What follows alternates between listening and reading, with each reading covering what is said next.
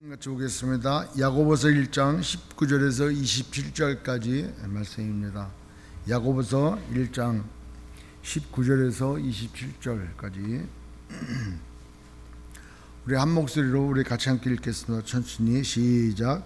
내 사랑하는 형제들아, 너희가 알지니 사람마다 듣기는 속히 하고 말하기는 더디하며 속내기도 더디하라.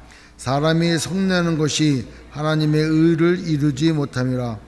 그러므로 모든 더러운 것과 넘치는 악을 내버리고 너희 영혼을 능히 구원할 바 마음에 심어진 말씀을 온유함으로 받으라. 너희는 말씀을 행하는 자가 되고 듣기만 하여 자신을 속이는 자가 되지 말라. 누구든지 말씀을 듣고 행하지 아니하면 그는 거울로 자기의 생긴 얼굴을 보는 사람과 같아서 제 자신을 보고 가서 그 모습이 어떠했는지를 곧 잊어버리거니와, 자유롭게 하는 온전한 율법을 들여다보고 있는 자는 듣고 잊어버리는 자가 아니요 실천하는 자니 이 사람은 그 행하는 일에 복을 받으리라. 누구든지 스스로 경건하다 생각하며 자기 혀를 제갈 물리지 아니하고 자기 마음을 속면 이 사람의 경건은 헛것이라. 하나님 아버지 앞에서 정결하고 더러움이 없는 경건은 곧 고아와 가부를 그 환난 중에 돌보고 또 자기를 지켜 세속에 물들지 아니하는 그것이니라. 아멘. 아까 교회에 새가 들어왔어요. 나갔습니까? 네. 여기 얼마나 아름답습니까? 교회에 새가 오고 꽃이 피고. 네. 갑자기 그 아까 한 집에서 새를 보면서 그런 예화가 생각이 나는 거예요. 이제 크리스마스 때가 되니까 동부에 유명한 그 언론이 있었는데, 그 사람은 정말 지식인이고 또 지성인이고 또 이성적이고 또 과학적이라서 자기가 생각하는 것에 어떤 과학적으로 이성적으로 이해가 되지 아니하면 믿지 않는 거죠. 그런데 이제 자꾸 예수님이 동정녀 탄생 얘기를 하고 크리스마스 때가 됐으니까 교회를 가자라고 했을 때 뭐 말도 안 된다는 식으로 이제 얘기됐단 말이에요. 도대체 어떻게 동정녀에게서 사람이 날 수 있으며 그가 어떻게 우리의 메시아가 될 수 있느냐, 이제 그렇게 해서 안 믿었는데, 어느 날 집에 빼치카를 떼고 있던 그날 추운 겨울날 크리스마스를 앞두고 그날 밖에 새 한 마리가 우리처럼 벌새 같은 새가 창문을 자꾸 이렇게 두드리듯이 들어오려고 그런다는 거예요. 그 안에 이제 얼마나 밖에 추워요. 그러니까 가만히 있다가 곰곰이 생각해서 저 새가 저 정도로 밖에 돌아다니면은 추워 얼어 죽겠다라는 생각을 가지고 문을 열어줬다는 거예요. 근데 그 사람의 마음을 모르는 새가 열어주면 도망가요. 우리도 아까 얼마나 열었어. 불도 끄고 뭐 다 해봤잖아요. 근데 새가 안 나가. 우리의 마음을 몰라주고. 그러니까 답답한 그 언론인은 어떻게 합니까? 집에 있는 긴 빗자루를 가지고 그 가라지 쪽으로 나가가지고 이제 빗자루를 들고 적극적으로 그 새를 집 안으로 들여보내려고 애를 썼어. 그 사람의 마음은 좀 추운데 집에 잠깐 들어왔다가 몸 좀 녹이고 그러고 나가라. 내가 너를 잡아두려고 하지 않고 새장에 가두려고 하지 않은 나의 마음을 좀 알고 좀 들어오라고. 그렇게 해서 빗자루를 가지고 밖에 나가서 새를 몰면 몰수록 새는 그 언론인의 마음을 알아채지 못하고 그냥 지붕 위로 날아가 버리는 거예요. 그러니까 그 언론이 이제 빗자루를 탁 내던지면서 뭐라고 생각했냐면, 저 바보같이 말이야, 내가 자기를 뭐 잡으려고 그랬나? 그 좀 추운데 도와주려고 그랬던 내 마음을 모르고 어떻게 저렇게 도망가 버리지? 막 이렇게 해가지고 들어오면서 딱 깨달아지는 거예요. 하나님께서 나보고 지옥 가지 말라고, 영원한 지옥에 가지 말라고 나를 구원해 주시고 나를 사랑하여서 내게 그렇게 오시기를 원하고 너 내 앞으로 와 나오라고 그렇게 말을 했는데 내가 알아듣지 못하니까 이제는 인간의 육신을 입고 이 땅에 와서 내가 너를 사랑한다라고 하는 그 음성을 내가 왜 못 들었을까? 하나님이신 전능하신 분이 인간의 육신을 입고 이 땅에 오신다는 게 뭐가 문제가 되냐 이거야. 그때 딱 깨달아지고, 그러고 나서 그분이 유명한 크리스찬 그 언론인이 됐다는 얘기가 있어요. 그러니까 참 저 새는 우리의 마음을 몰라, 그죠? 우리의 마음을 몰라.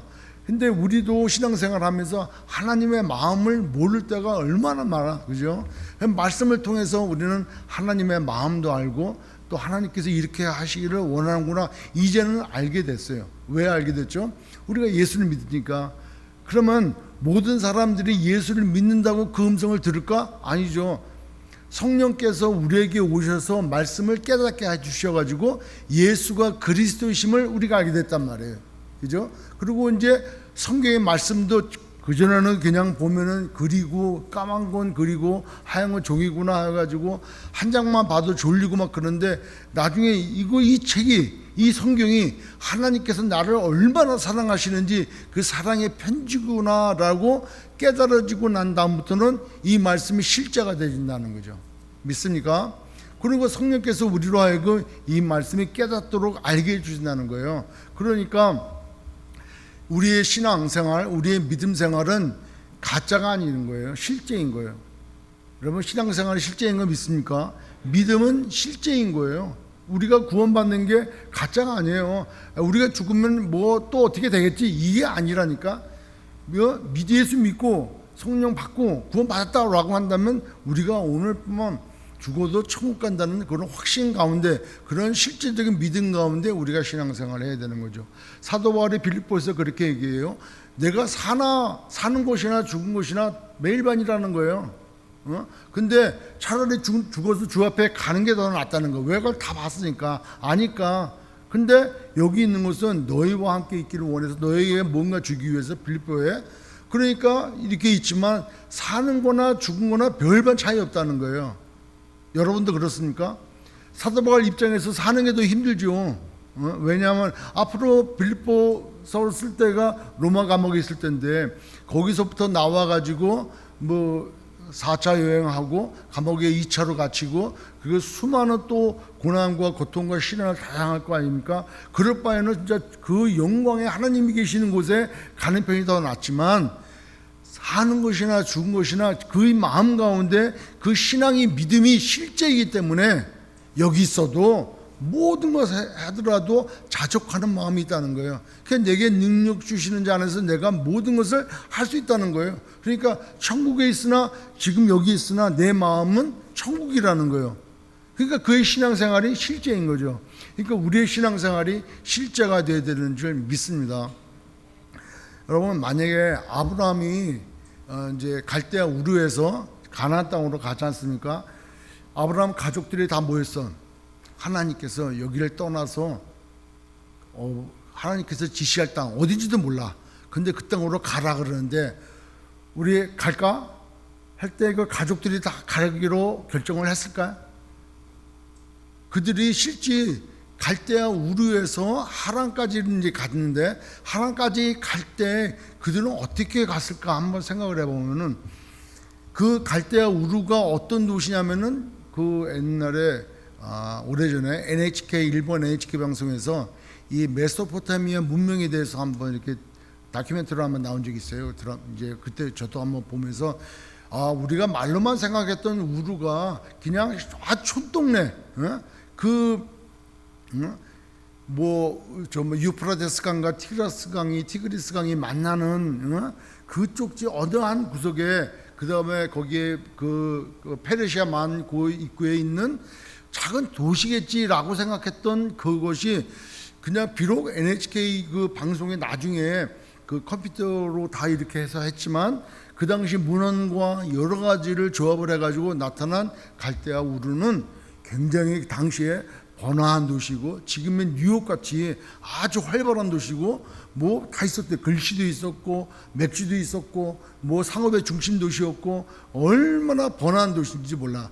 그런 곳에서 우상을 만드는 집안이 아브라함의 집안이란 말이에요. 그 데라의 집안. 그러니까 사는 곳이 궁핍하지 않았고, 그 다음에 위치도 그랬고, 거기에서 삶에 또 터전이 있었지 않았습니까? 그런데 거기서 그 지역을 떠난다는 것은 지금은 우리가 뭐 대한민국 국민이고 또 미국 시민이고 또 어느 나라, 또 물론 여기에 아프리카의 뭐 시민권을 가지고 계신 분은 혹 있을지도 모르겠지만, 여하튼 자기가 속해 있는 나라가 있을 거 아니에요. 한국이든 미국이든. 그러면은 우리가 어디를 가도 나라가 지켜줘. 믿습니까? 안 지켜주는 줄 아나 지켜준다니까요.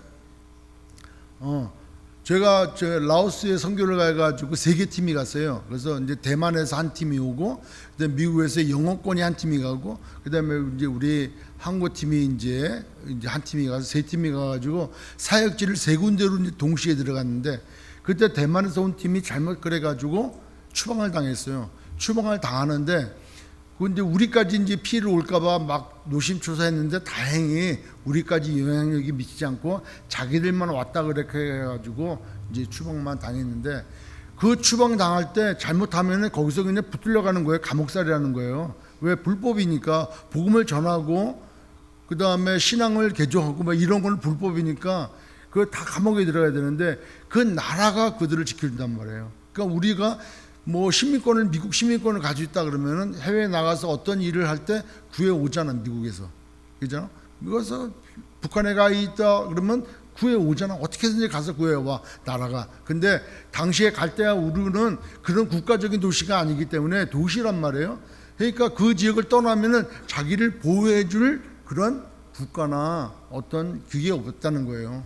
그러니까 밖으로 나가는 순간 그 공동체 안에 그 우르라고 하는 도시 밖으로 나가는 순간 자기들의 그 가족의 목숨은 뭐 담보할 수가 없는 거예요. 그런데 그게 거길 떠나서 하란까지 가. 그 하란에 가고 데려가 죽고 난 다음에 아브라함에게 너 본토 친척 아비를 떠나서 내게 지시할 땅으로 가라. 결국에는 조카 롯을 내리고 그 환경 중에서도 더 열악한, 어딘지도 모르지만 가라고 하시는 그곳으로 내려왔다는 거죠. 그런데 우리는 생각할 때 아브라함은 참 믿음이 대단한 분인 거구나. 그러면 아브라함의 믿음과 우리의 믿음의 차이를 한번 생각을 해보자는 것이죠. 여러분 한번 보십시오. 제가 2주 전에 우리가 협력하고 또 후원하고 우리가 함께 사역하는 인도의 현지 사역자 가정이 좀 어렵게 됐다고 그랬어요. 그래서 여러 가지 어려워가지고 좀 도왔으면 좋겠다. 그래서 이제 뭐 일정 금액이 필요하다고 그래서 같이 한번 기도했는데 2주가 지난 그게 다 채워졌어요. 여러분들의 기도와 또 여러분들의 또 성경 헌금과 이게 다 통해서 그 합쳐져 가지고 이제 이번 주에 보내려고 그래요. 그런데 저는 그것이 그래. 요한일서 3장 11절에 누가 이 세상의 재물을 가지고 형제의 궁핍함을 보고도 도와줄 마음을 닫으면 하나님의 사랑이 어찌 그 속에 있겠냐는 거예요. 형제가 지금 힘들고 어려운 상황에 있는데 그것을 보고서 도와주지 않을 그런 마음을 도와줄 마음을 닫아버린다면 어떻게 하나님의 사랑이 그 안에 있냐는 거예요. 그게 무슨 얘기냐면 하나님은 사랑이야. 믿습니까?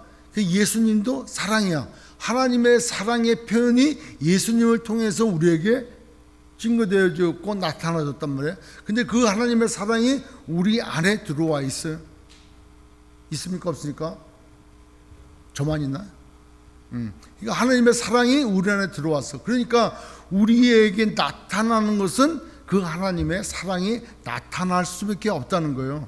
그러니까 우리가 뭐 비판을 하고 우리가 무슨 누구를 갖다 뭐 야단을 치고 뭐 하더라도 항상 그 마음에 뭐가 있다는 거예요? 사랑이 있다는 거예요. 그러니까 아이들을 꾸짖고 아이들을 회치를 들 때 다리가 부러져라고 때리는 부모가 어디 있습니까? 그 마음에 뭐가 있어요? 잘 되라고 하는 사랑이 들어있단 말이죠. 그러니까 우리 마음 가운데 사랑이 있는데 형제의 궁핍함을 보고도 그 사랑의 행동에 그 실천을 하지 않는다면은 정말로 그 사랑이 있냐 하는 거예요. 그러니까 야고보서가 얘기하는 것은 정말 너가 믿음이 있느냐, 정말 너가 믿음이 있고 변화되어졌고 거듭났고 또 그래서 경건하다고 한다면은 행동으로 나타날 것 아니냐 이 뜻인 거죠. 오늘 그 말씀 하려고 그래요. 물론 믿음은 뭘로 가는 거예요? 믿음은 우리가 구원은 믿음으로 받는 거예요. 믿음은 구원의 절대적인 조건이야. 근데 행위는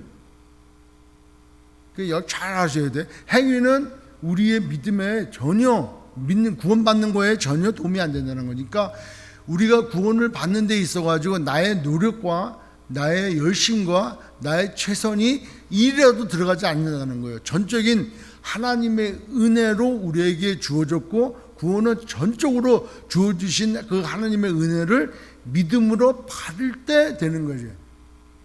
그래서 우리는 다 믿음으로 구원을 얻었어요. 그러니까 거기에는 내가 열심을 내가지고 내가 무슨 뭐 박사기를 받아가지고 구원을 얻는 것이 아니라 믿음으로 받는 거예요. 최근에 제가 저도 이제 사랑했고 또 존경도 했고 또 하여튼 우리 이제 아시는 목사님의 어머님이 소천하셨어요. 97세로. 근데 그 어머님을 추억할 때 정말 제가 이제 신분도 그때 참 열악했을 때 참 안 좋을 때 그렇게 저희 친어머니처럼 우리 가정을 잘 도살펴 주셨고 저희 신앙생활에 도움도 많이 주셨고 제가 기도원에 가서 기도할 때마다 옆에 앉아가고 늘 2시간 이상은 기도해야 된다고 하시면서 옆에 앉아갖고 제 등을 두들기면서 2시간 동안 기도할 수 있도록 그렇게 격려하고 해주셨던 분이 소천하셨어요, 한국에서. 근데 가볼 수 없던 게 참 마음이 안타까워요. 근데 그 기도원에 계셨던 또 그 원장 목사님의 어머님도 100세가 넘으셨고 이제 소천 오래전에 하셨는데 그 권사님도 옆에서 앉아가지고 두 분이서 저가 뭐라고 그렇게 그냥 멀리서 왔지만 또 기도한다고 하니까 그냥 기도 도와주고 기도 어떻게 하라고 그러고 근데 가만히 그분들의 신앙생활을 그때 보면서 깨달은 바가 많아요. 뭐냐면 그분들의 배움이 없어요. 뭐 저희 어머니도 또 당시에 사셨던 어머님들이 배움이 없어요. 그러니까 학교에 뭐 근처에 가보지도 못하는 거예요. 그 중에 어떤 분은 책도 못 읽으셔. 또 어떤 분은 간신히 진짜 돋보기 가지고 한 글자 한 글자 읽으시는 분이에요. 근데 그분들이 어떻게 만약에 성경을 다 읽어가지고 구원을 얻는다고 한다면은 그 노력을 해야 된다면은 그분들은 어떻게 구원을 받을 수 있겠냐는 거예요. 하나님께서 구원받는 이름 다른 이름을 주시지 아니하고 오직 예수 이름을 우리에게 주신 거 그걸 믿고 예수님 믿고 그분들이 구원을 받았다고 저는 믿어요. 근데 그분들의 삶이 완전히 달라졌어요. 그래서 하나님 앞에 그분 그 연세에 어떻게 사랑을 표현하냐면 그 지역의 산에 가서 꽃을 꺾어서 강대상에 꽃을 바치는 게 그분이 하나님 앞에 드려지는 그 사랑의 마음이야. 그리고 올라오는 분들 또 함께 사는 분들에게 뭐 김치를 우리 권사님처럼 김치를 담그고 막 해갖고 당신이 드시는 게 아니라 다 나눠줘. 다 나눠줘. 뭐 집에 먹을 거 있냐고. 아유 이제 저희들도 김치 담궈야돼요. 그러면 야 김치 줘. 뭐 어디서 뭐 했다면 또 줘. 주기를 아깝지 않게 생각하고 너무 기뻐하시는 거예요. 그런 삶의 모습을 보면서 전적인 하나님의 은혜구나. 그래, 구원은 전적인 하나님의 은혜인 줄 믿습니다. 불과 예수님 우편에 있던 강도도 아무 공로 없이 그 주님을 믿음으로 구원을 얻었고 아무 배움도 없던 그분들도 하나님의 전적인 은혜로 구원을 얻었다는 거예요. 그런데 구원을 얻은 사람들 몇몇이 보면은 그들의 신앙생활에 반드시 나타나는 게 있다는 거예요. 그게 뭐예요? 삶의 행동이라는 게 믿음의 행동이라는 거예요. 그 야고보서가 얘기하는 거죠. 여러분 이 야고보서에 행위로 구원받는다 그게 아니고 믿음으로 구원을 받는데 그 믿음으로 구원받은 사람의 삶에는 반드시 그 흔적, 그 증거가 나온다. 그게 뭐라? 실천이다. 행위다 하는 거예요.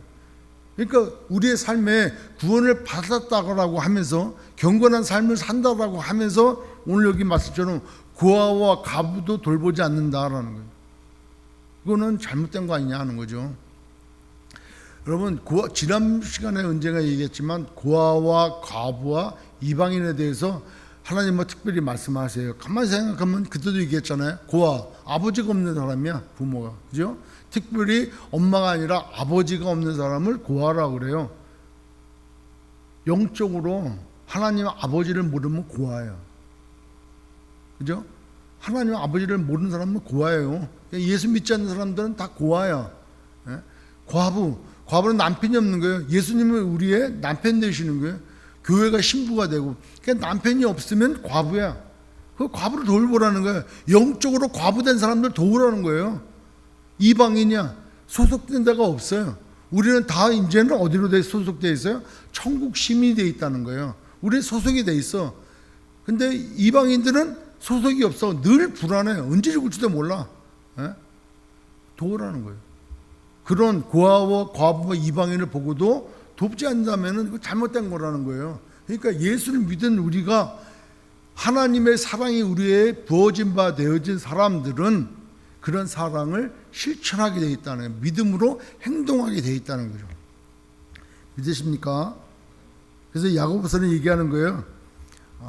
믿으냐? 경건하냐? 합당한 행위를 하라는 거죠. 요한일서 4장 20절에 누구든지 하나님을 사랑하노라 하고 그 형제를 미워하면 이는 거짓말하는 거라는 거예요. 십계명에서 거짓말하지 말라고 했잖아요. 저 하나님 잘 믿어요. 저 구원 받았어요. 라고 하면서 형제를 미워한다면 그 거짓말하는 자라는 거예요. 왜?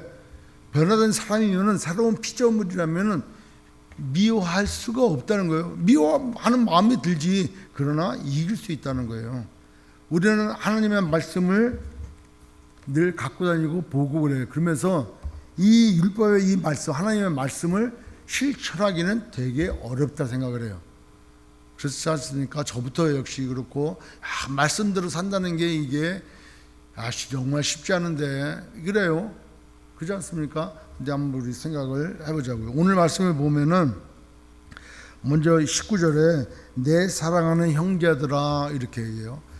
야고보서 1장 19절에 야고보 선생이라고 그러죠. 야고보가 그렇게 얘기해요. 내 사랑하는 형제들아 그래요. 여기 나오는 야고보는 그 사도행전의 그 사도 중에 한 사람이 야고보가 나오잖아요. 그렇게 순교한 야고보가 아니고 예수님의 동생 야고보고, 그 다음에 그 사도행전 12장부터 나오는 예루살렘 교회를 감독했던 그분이 야고보예요. 그러니까 같은 야고보인데 이 야고보는 뭐 쭉 길게 설명할 수도 없겠지만 하여튼 여하튼 야고보는 표현하기를 내 사랑하는 형제들아 이렇게 얘기해요. 여러분 야고보가 그 당시에 어떤 인물이었다는 것은 방금 이제 뭐 대충 말씀드렸어요. 야고보는 한 예루살렘 교회에 얼마나 많은 사람들이 모였는지 몰라요. 그 예루살렘 교회의 감독이었어요. 책임자였단 말이에요. 그러니까 그의 나름의 권위가 있단 말이에요. 그리고 두 번째로 또 사도행전 15장에 보면은 그러니까 바울과 바나바가 그 할례 문제로 올라갔을 때, 예루살렘에 올라갔을 때 그 부분에 대하여 명확하게 얘기한 것, 그게 또 결정진 것도 야고보고, 갈라디아서 2장에 보면은 사도 바울도 야고보를 기둥과 같은 야고보 이렇게 얘기해요. 그러니까 야고보는 뭐 옛날 문헌에 보면은 낙타 무릎이라 해요. 낙타 무릎. 왜 낙타 무릎이냐? 늘 기도했던 사람이에요. 늘. 그래서 무릎에 굳은 살이 배겨가지고 낙타 무릎이라 할 정도로 그는 경건 생활하는 데 있어서 늘 말씀 가운데 늘 기도하고 늘 사랑으로 베풀고 그랬다는 거예요. 그래서 여기서 내 사랑하는 형제들아 라고 표현할 때 그걸 한번 생각해 보면은 저 정도 큰 교회에 담당하는 사역자로 또 예수님의 동생으로 또 뭐 주변에 맞는 사도들과 맞는 사람들로부터도 정말 인정받는 사람으로서 편지가 아주 권위 있게 권위에 맞게끔 자 들으라 뭐 이렇게 쓴 게 아니고 내 사랑하는 형제들아 이렇게 된다는 거예요. 이 글자 하나, 이 문장 하나에서 이 야고보의 온화한 성품과 그의 사랑과 그의 섬김과 그의 그 겸손함을 볼 수 있다는 거예요. 사람은 조금만 알면 겸손치 않으면 뭐 자랑하려고 그러잖아요. 근데 그렇지 않다는 거예요. 겸손하고 온유하고 섬기고. 여러분 교회 직분은 섬기라고 주는 줄 믿습니다. 교회 직분은 집사, 권사, 안수집사, 장로, 목사 이게 섬기라고 준 거예요. 창세기 1장 28절에 하나님께서 사람들에게 복을 주실 때 뭐라고 했어요? 생육하고 번성하고 그 다음에 땅에 충만하라. 그 다음에 하나님 그들에게 이르시되 뭐 생육하고 번성하고 땅에 충만하라. 그 다음에 땅을 정복하라. 바다의 물고기와 하늘의 새와 땅에 움직이는 모든 생물을 다스리라. 그러니까 정복하라, 다스리라가 칼을 들고 정복을 하냐. 다스리라고 해서 채찍과 몽둥이로 막 다스리라는 말씀이냐? 아닌 거 아시지 않습니까? 뭘로 다스리는 거, 뭘로 정복하라는 거예요? 네. 하나님께서 주신 그 성품들, 내 형상과 모형대로 지으셨으니까 하나님의 그 사랑의 마음으로 그들을 다스리라는 거예요. 그들을 케어하라는 거예요. 그들을 섬기라는 거예요. 그러니까 직분을 받기 위해서 목이 좀 올라가고, 내가 목사이기 때문에, 내가 장로이기 때문에, 내가 권사이기 때문에 이렇게 의심되면서 대접을 받기를 원한다. 저도 좀 그런 부분이 있다면 여러분 그때 얘기를 하시고, 교회에서는 그런 모습들이 나타나면 안 되는 거예요. 섬기라고 준 거라는 거예요. 섬기라고. 그러니까 내 사랑하는 형제들아, 여기 한해서 잠깐 그렇게 좀 은혜를 좀 나누고자 하네요. 그래서 우리 지도자는 교회의 영적으로 지도자 된 사람들, 집사, 권사, 안수집사, 장로, 목사가 다 영적 지도자 아닙니까? 특별히 믿지 않는 사람들에 대해서는 그들을 바른 길로 인도해야 될 사람들 아니에요? 그러니까 항상 겸손과 온유함으로 섬기는 줄 알아야 되는 거죠. 우리는 그럴 만한 교회는 아니지만 다른 교회에서는 직분을 받았는데 올해 예상해가지고 올해는 내가 안수집사가 되겠지, 올해는 내가 장로가 되겠지, 올해는 내가 권사가 되겠지. 그런데 여러 가지 여건과 또 일들로 인해서 안 됐어. 그래 가지고 그냥 팔을 걷어 올리고 목이 이만큼 올라가가지고 눈이 옆으로 쫙 째지면서 삿대질을 해가면서 내가 교회에다가 한 게 얼만데, 내가 교회에서 헌신한 게 뭔데, 이렇게 따진다면은 그분은 정말 받지 말아야 되는 거예요. 그런 교회를 이간시키는 거예요. 교회를 분리시키는 거예요. 그럴수록 더 겸손해서 내가 부족한 것이 뭐가 있는가, 내가 더 교회를 섬겨야 되겠구나, 아니 더 섬기는 자리로 나가는 자리이기 때문에 내가 더 배워야 되겠구나, 이렇게 겸손되어질 때 비록 그 직분이 안 되더라도 하나님께서 그를 세우실 줄 믿습니다. 그거를 받기 위해서 다른 교회도 갔다가 이쪽 교회도 갔다가 가서 직분을 사가지고 오는 분들도 있어요. 그건 옳지 않는 거예요. 옳지 않아. 그래서 한 교회에 정말 기도하면서 묵묵히 섬기고 충성할 때 하나님께서 그에게 직분을 주시는 거지, 우리가 만장일치 공동 다 모여가지고 한마음 돼가지고 그를 세우는 게 아니에요. 다 기도하고 또 하나님께서 때가 돼서 세우실 때 그렇게 충성하고 섬겨야 되는 줄 믿습니다. 그러면서 야고보서 1장 22절에 그런 말씀하세요. 한번 같이 볼게요. 1장 22절에 오늘 말씀에 너희는 말씀을 행하는 자가 되고 듣기만 하여 자신을 속이는 자가 되지 말라는 거예요. 행하지 아니하면은 듣기만 하고 보기만 하고 아무것도 안 한다 그런 거는 속이는 거라는 거예요. 25절에도 자유롭게 하는 온전한 율법은 복음입니다. 그러니까 자유롭게 하는 온전한 율법을, 복음을 들여다보고 있는, 바로 위에 보면 거울을 보는 사람과 똑같다. 행동하지 않는 사람은 거울을 보는 사람과 똑같아가지고 밖에 나가면 자기 얼굴을 잊어버린다는 거예요. 그러나 온전하게 된 복음을 들여다보면서 복음에 비춰서 자기의 삶을 반추해보는 사람은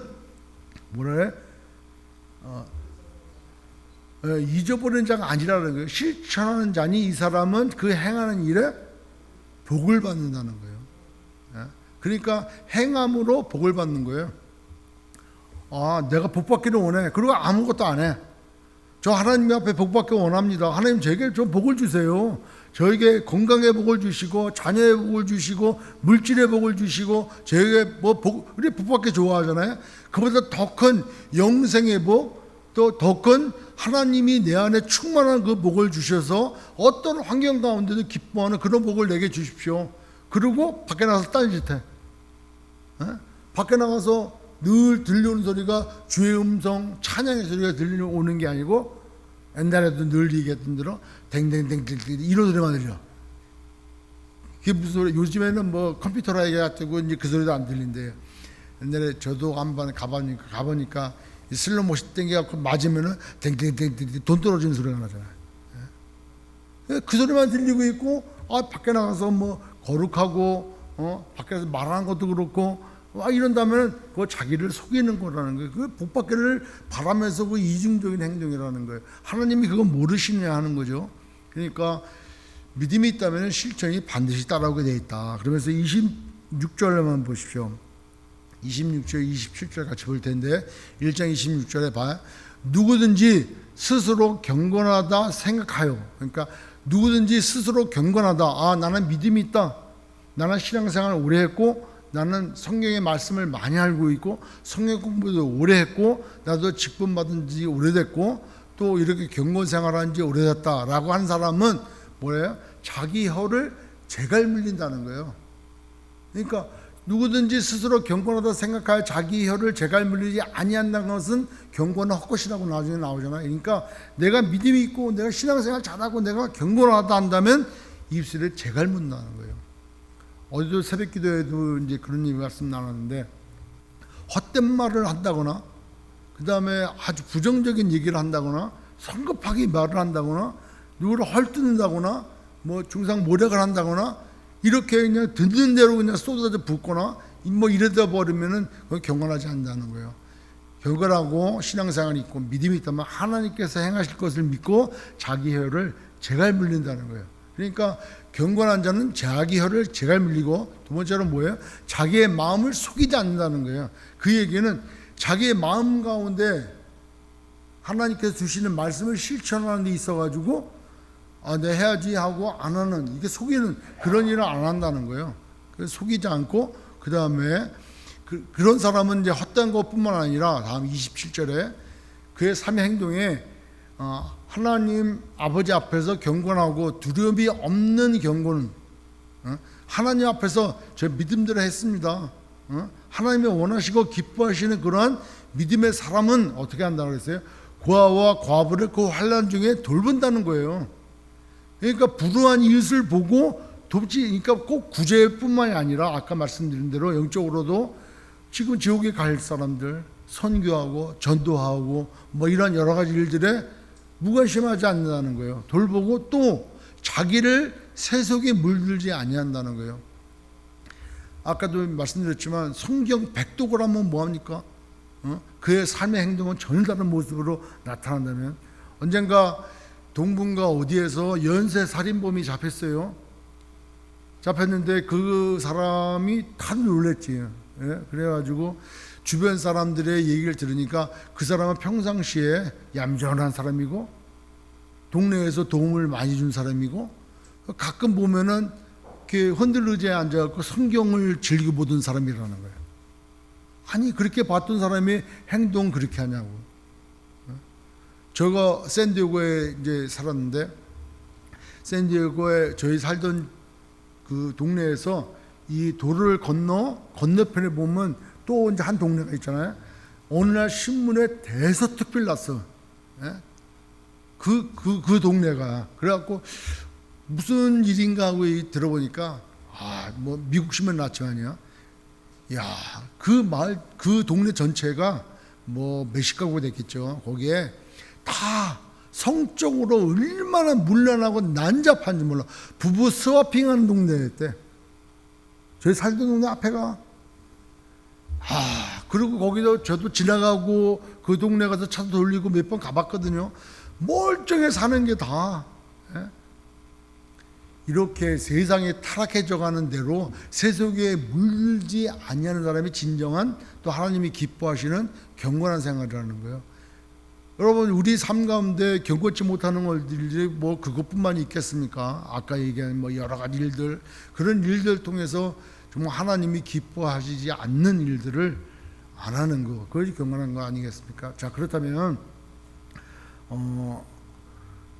우리 이 결단을 하고 결심을 하고 어떤 행동을 하는 데 있어가지고 저는 믿음이 약해서 저는 아직까지 신앙생활한 지 얼마 안 돼서 저는 잘 몰라서 뭐 이렇게 해서 아직까지는 좀 못하고 있어요. 이런 분들 많아요. 예? 선교지 한번 나가야죠. 선교 나가는 건 정말 중요하고 선교지에 가서 이렇게 그들과 함께 하는 거 너무 중요하지만 저는 아직까지 믿음이 거기까지 성장하지 못했어요. 새벽기도 좀 나오시죠. 새벽기도 나가서 기도하는 거 참 좋죠.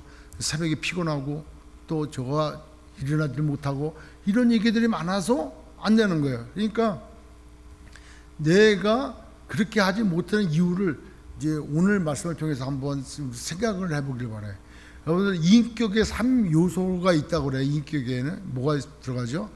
지정의가 있대요. 지식과 감정과 의지가 있다고 그래요. 지정의가. 그런데 여러분들 이렇게 막 눈이 왔다 갔다 하면은 저게 제 얼굴이 벌새처럼 보이고 벌새가 제 얼굴처럼 보이고 막 그래. 그래서 벌새가 제 얼굴처럼 보여가지고 뭐 졸리고 싶으면 여러분 앞에 싹 나갈 거야 아마. 그러니까 신경 쓰지 마시고. 그러니까 인격의 세 요소가 지식과 감정과 의지가 있는데 루이스 볼코프라고 하는 신학자가 그렇게 얘기했어요. 인간의 마음이 영혼의 작업실이고 또 인간의 마음 안에 인격이 들어있다 이렇게 얘기해요. 그러니까 우리의 마음 안에 인격이 있다는 거예요. 이 인격에는 지정의가 포함이 된단 말이에요. 그러니까 이 우리 마음이 되게 중요한데 성경에도 마음이 중요한 거를 그렇게 얘기해요. 신명기 6장 5절에 보면은 너희는 마음을 다하고 뜻을 다하고 힘을 다하여 네 하나님 여호와를 사랑하라 그래요. 너희는 뭐를 마음을 다하라는 거예요. 마음을 다하고 뜻을 다하고 힘을 다해서 주 너의 하나님을 사랑하라 그래요. 잠언서 4장 23절에는 무릇 지킬 만한 것보다 내 마음을 지키라는 거예요. 왜? 생명의 근원이 이에서 남이라. 그러니까 어디에서? 마음에서 난다는 거예요. 로마서 10장 10절에 너가 마음으로 믿어 의에 이르고 입으로 시인하여 구원에 이르느라. 어디를 믿어서? 마음으로 믿어서. 로마서 12장 2절에 보면은 너는 마음을 새롭게 해서 마음을 새롭게 하래. 너희는 이 세대를 본받지 말고 오직 마음을 새롭게 함으로 변화를 받아서. 그러니까 이 마음이 되게 중요한 거예요. 이 마음은 하나님을 사랑하고 하나님을 예배하고 하나님 앞에 나가는 그런 신앙의 자리가 마음이고 마음은 생명의 자리예요. 왜요? 아까 그랬잖아. 무릇 지켜바라는 것보다 내 마음을 지켜라. 생명이 이에서 남이라. 그러니까 마음은 생명이 거하는 것이야. 또 마음은 뭐예요? 아까 변화에 본 거지요. 변화. 내가 마음을 변화를 받아. 그러니까 마음을 새롭게 하라 하는 것은 마음을 바꾸지 않으면 변화가 안 된다는 거예요. 자, 그렇다면은 주님도 그렇게 말씀하셨고 또 성경에도 로마서 2장 29절, 그러니까 로마서 2장 29절에도 할례를 받되 어디다 할례를? 로마서 2장 29절 오직 이면적 유대인이 유대인이요 할례는 어디다? 마음에 하라는. 할례를 마음에 하라는 거예요. 자, 우리가 아까 인격은 지정의라 그랬어요. 생각은 그러니까 지식적은 알아. 성경을 많이 받아서 성경의 내용은 아주 그냥 뭐 너무나 잘 알아. 성경 박사야. 백독 천독을 했어. 그렇다고 행하지 아니하면은 말짱 꽝인 거예요. 그러니까 예수님이 마태복음 23장에 뭐 했어요? 화 있을진저 그렇게 얘기해요. 첫 번째 하나가 화가 23장 13절. 마태복음 23장 13절 한번 볼게요. 화 있을저 외식하는 서기관들과 바리새인들이요 이렇게 말씀하세요. 그러니까 왜 바리새인과 서기관들을 외식한다고 그래요? 23절 그 다음에 뭐 15절 이하 29절까지 화 있을진저 이 단어를 7번을 쓰시면서 그 바리새인과 서기관들의 외식 행위에 대해서 정죄를 하시는데 알기는 알아. 알기는 알아. 그런데 행동은 다르게 나온다는 거예요. 율법을 너무나 잘 알아. 어떻게 살아야 되는 것도 너무나 잘 알아. 근데 아니라는 거예요. 여러분 우리 한번 찾아볼게요. 이사야에서 29장 13절. 이사야 29장 13절 비슷하네. 이사야 29장 13절 주께서 이르시되 이 백성이 입으로는 나를 가까이하여 입술로는 나를 공경하나 그들의 마음은 내게서 멀리 떠났나니 그들이 나를 경외함은 사람의 계명으로 가르침을 받았습니다. 사람의 계명으로 받았기 때문에 지식적으로만 쌓여진 거예요. 그러니까 교회에서 이루어지는 성경 공부든 뭐든 지식적으로만 쌓여지는 거예요. 우리가 학교 공부할 때도 맨날 외우고 그러잖아요. 그러니까 지식적으로는 쌓여져. 근데 그것이 자기의 신앙과 경건함으로 드러나지는 않는다는 거예요. 그러니까 외식하는 서기관들 알기는 너무나 잘 알아. 너무나 잘 알아. 그러나 행동과 삶은 전혀 나타나지 않는다는 거예요. 자, 두 번째 감정적으로 설교를 듣고 기도를 하고 집회를 나가서 은혜를 받았어. 눈물이 나요. 막 감격해. 감동이 돼. 그때 어떻게 해? 이거 왜 이러지? 이거 내가 왜 감동을 받지? 이렇게 돼가지고 사람이 바뀌질 않아. 의지. 아무것도 모르고 아무것도 모르고 내 뜻대로 행한다고 되는 것도 아니야. 잘못하면 율법적으로 빠져버리고 폭군적으로 빠져버리는 거예요.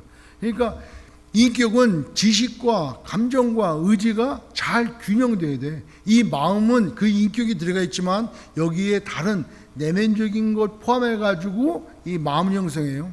마음은 또 육체도 하나로 협조돼. 육체도. 그러니까 뭐 마음의 그 근심은 심령에 뭐라 그래요? 육체에 아픔이 온다잖아요. 잠언서에도 보면은. 그러니까 마음으로 자꾸 뭐 근심하고 걱정하면은 육체도 안 좋다는 거예요. 그러니까 이 마음 관리가 얼마나 중요하느냐. 그래서 그 마음을 누가 잡아줘야 되는 거예요? 우리 신앙인들은 성령께서 잡아줘야 되는 거예요. 그러니까 성경을 읽더라도 성령께서 딱 깨닫게 해주셔야 깨달음이 생기고, 또 내가 어떤 기쁨과 어떤 시월과 감정이 있다 할지라도 성령께서 그 기쁨에, 하나님을 아는 그 기쁨이 얼마나 충만한지는 성령께서 역사하심으로 그 기쁨이 충만해진다는 거예요. 의지도 내 뜻대로가 아니라 성령의 인도하심에 따라 의지가 발동되어질 때 그것이 하나님이 기뻐하시는 삶의 방향으로 나간다는 거예요. 그런데 중요한 것은 여기서 제가 이제 말씀드리고자 원하는 것은 의지라는 거예요. 내가 암만 알고 있고 성령 충만해서 감정이 막 감격이 돼도 행동하지 않으면은 아무것도 안 되는 거예요. 자, 아브라함의 가정을 봅시다. 아브라함이 갈대아 우르를 떠나라고 했는데 아까 얘기한 대로 정말 좋은 환경과 먹고 살기에 부족함이 없었어요. 야, 여기서 어떻게 떠나? 우리의 목숨은 누가 담보해줘? 이렇게 결정돼서 알긴 알아. 가라는 거야. 그래, 다 알아. 근데 움직이지 않는다면 누가 아브라함을 믿음의 조상이라고 얘기했겠냐는 거예요. 그가 결정적으로 하나님을 신뢰하고 뭐 한다 할지라도 움직이지 아니하면 아무것도 안 되는 거예요. 다윗도 또 우리가 믿음의 사람들 성경에 다 보면은 행동했던 사람들이지 그들이 하나님을 몰라가지고 행동 안 한 게 아니라는 거예요. 다 알고 있고 감정적으로도 그 어떤 기쁨도 다 알고 있지만 의지가 발동 안 하면 안 된다는 거예요. 그러면 더 나아가 목사님 저는 믿음이 별로 없어요. 자, 우리가 흔히 얘기했던 부자 청년 한번 봅시다. 부자 청년이 와가지고 영생을 얻고자 하는데 어떻게 해야 영생을 얻을 수 있습니까? 그러니까 뭐라 그래요? 너가 율법을 다 지켜야 된다. 저 어렸을 때부터 다 지켰습니다. 그래? 그러면 너가 가지고 있는 것을 다 팔아가지고 가난한 자에게 나눠주고 너는 나를 따르라. 그러니까 이 사람이 고민하다가 그냥 집으로 갔어. 왜요? 순종이 안 되는 거예요. 왜 순종이 안 돼? 그 마음 가운데 영생보다, 나중에 받을 영생보다 지금 당장 눈앞에 내 앞에 물질이 그게 더 소중한 거예요. 그러니까 내 의지, 내 결단인 어느 게 더 큰 거예요? 영생보다도 지금 당장 물질이 큰 거예요. 그러니까 믿음이 없어서 순종 못하는 것은 내가 믿음이 없어서 순종 못하는 것이 아니라 순종하고자 원하는 그 말씀보다도 내가 붙잡고 있는 그것이 더 크기 때문에 순종이 안 되는 거예요. 그러니까 믿음이 있느냐? 순종하라는 거예요. 하나님 말씀은 하나님 말씀에 순종하라는 거예요. 우리가 신앙생활을 하는데 이 말씀이 우리에게 굉장히 부담이 되고 힘이 돼요. 좀 힘들어요. 왜냐하면은 의지를 발동하는데 두 가지 선악과 선택에서 하나님의 말씀 따라서 선악과를 따먹으면은 내가 정령 죽어. 그럼에도 불구하고 나라는 존재, 내 욕심, 이게 더 크기 때문에 그걸 버리고 선악과를 먹는단 말이에요. 그러니까 하나님 말씀에 순종해야 될 그 자리에 나의 의지를 발동시켜야 되는데 내 의지가 약하다고 그래요. 의지 절대 약하지 않아요. 최근에 본 그 다큐멘터리 중에 14좌라고 하는 그 다큐멘터리를 봤는데 그게 뭐냐면은 히말라야 산맥에 14개의 높은 봉우리가 있는데 이거를 어떤 분이 16년을 거쳐가지고 14개의 봉우리를 다 올라갔대요. 16년. 근데 이 사람은 네팔 사람인데 7개월 만에 올라가겠다는 거예요. 그래서 진짜 올라갔어. 의지가 대단하지 않습니까? 7개월 만에 14봉우리 정상을 다 점령했어. 갔다 오고 이틀 있다가 또 다른 봉 올라가고 도저히 있을 수 없는 일을 그는 그 의지로 중간중간에 포기할 만한 그런 상황이 왔었어도 그가 세워둔 목표에 아주 그냥 내가 해야 되겠다라고 하니까 그 의지가 발동이 되는 거예요. 사람 의지는 이 정도더라고요. 보니까 하물며 하나님의 말씀을 따라 순종하는 삶에 성령께서 역사하시고 성령께서 도와주시고 성령께서 함께 하시는데 순종이 안 되겠냐고. 네 이웃을 사랑하라 했는데 나는 못해. 나는 그거는 용서를 안 하려고 하는 내 의지가 더 강하다는 거예요. 너 지금 현재 성교지 나가라. 못 나가. 왜? 나가는 것보다 지금 있는 게 더 중요하다고 생각하고 이게 더 맞다고 생각하니까 그렇게 발동이 안 되는 거예요. 근데 하나님은 그렇게 말씀하지 않아요. 너를 부인하고 말씀대로 순종하라는 거예요. 그 의지의 발동을 그쪽으로 옮겨나가는 것. 그러니까 의지는 지식과 감정과 어떻게 보면은 별도일 수 있고 지식과 감정 위야. 아까 말씀드렸듯이 그 권사님들은 성경에 대한 지식은 그렇게 많지 않아. 그러나 하나님 앞에 충성하고 하나님을 위해 살고자 하는 그의 의지가 더 강하다는 거예요. 그러니까 모든 일에 순종되어지고 사랑하고 용서하고 그렇게 삶을 사시다 가시는 거예요. 그게 존경받을 만하지 않습니까? 근데 우리는 믿음이 있고 경건하다고 하며 신앙생활 오래 하고 다 한다라고 하면서 전혀 다른 행동을 해. 입에 재갈도 물리지 아니하고 자기의 마음을 속이고 과와 과부를 불쌍히 여기지도 않고 그 다음에 세속에 쉽게 물들고 그리고 난 믿음이 없으니까로 변명을 해버려. 아니 그게 더 좋으니까 그러는 거예요. 그의 의지가 그의 믿음의 행위가 그쪽으로 더 간 거예요. 그거는 불순종이랑 똑같다는 거죠. 그래서 저도 이 말씀을 묵상하면서 나에게도 그렇구나.